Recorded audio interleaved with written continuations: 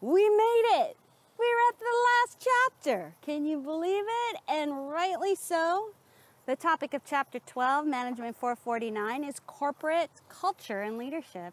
And you are the one who makes that happen. The thing is, when you're top level management, you can't be everywhere. So other than doing what we talked about previously, about writing good policy and setting good rewards and incentive structures, the biggest thing you can do is have a very healthy organizational culture. So corporate culture are the shared values, beliefs, and attitudes and traditions that determine behavioral norms and work practices. So you want to think about how you can create a good, strong org culture that perpetuates the types of behaviors and decisions that you hope your staff and your team and your employees will make when you're not there. And you want to try to avoid negative work cultures. Just some of my experiences having worked in corporate, I've worked at places where I had a secret bat route to my desk because I didn't want to see anybody else. So I avoided that culture. I knew it was negative. I had migraines every week, and I eventually got out of that culture. Whereas in a good work culture, I was thriving. Think about here at Cal State Fullerton, where the mantra is student success, graduation initiative, and everybody can do what they need to do and what they can do to help students succeed. What are those core values? What are the ethical principles that drive that type of behavior?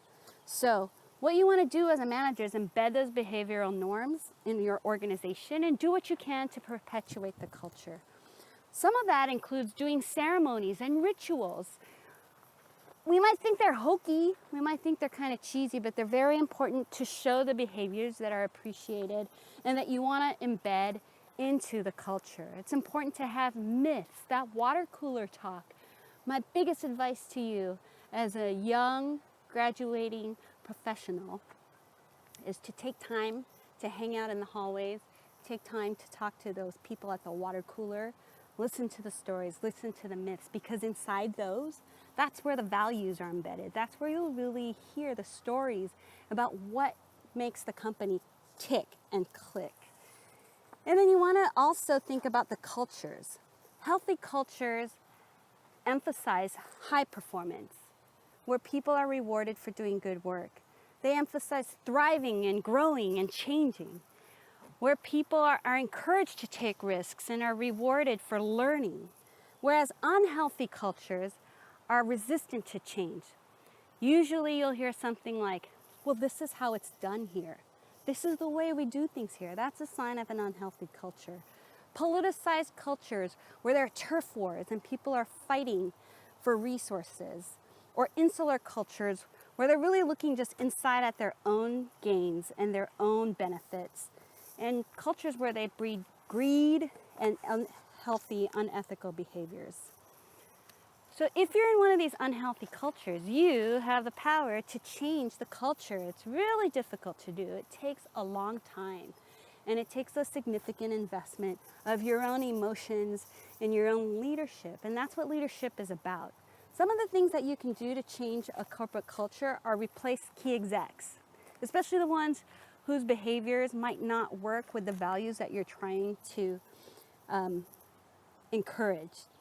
You want to promote the individuals who are showing the behaviors that you want to encourage, and you want to point outsiders from the outside world into the culture just to show that it's possible.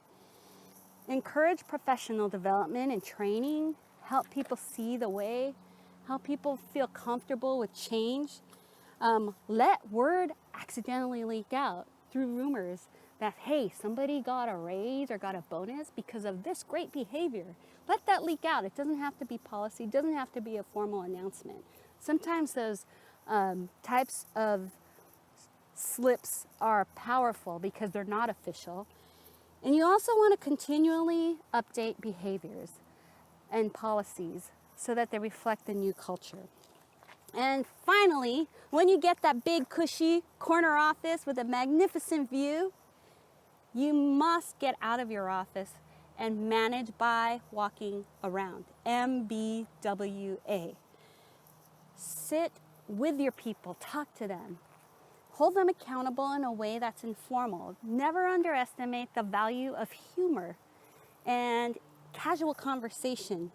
Don't be afraid to take corrective action. Some of the great leaders of our time, Jeff Bezos, Steve Jobs, they've been known to not only stay in their office, to not only go to meetings, but to work on the ground, in the trenches, with the engineers who are doing the good work. You want to make sure that you have an informal flow with your people, that they're partners and that you're empowering them, and that you use your strategies and those objectives you set back in chapter 2 to achieve your strategy. And then it comes full circle back to chapter 1, the 3 tests of a good strategy.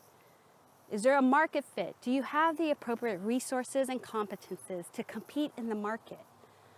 I'm taking this video during the pandemic, the lockdown. This is one of my favorite places to be. How many of these companies are we going to see adapt to the new COVID-19 environment? There has to be that market fit. Is there going to be a performance where you meet the financial objectives that you set? And finally, do you have that competent execution that's based on your competitive advantage, your unique, unrivaled edge to competing differently? And as you go forth into the world and manage your successful company and cross the bridge from being a student to being a successful manager, I wish you all the best, and I hope you enjoyed our time together in Management 449. Good luck to you.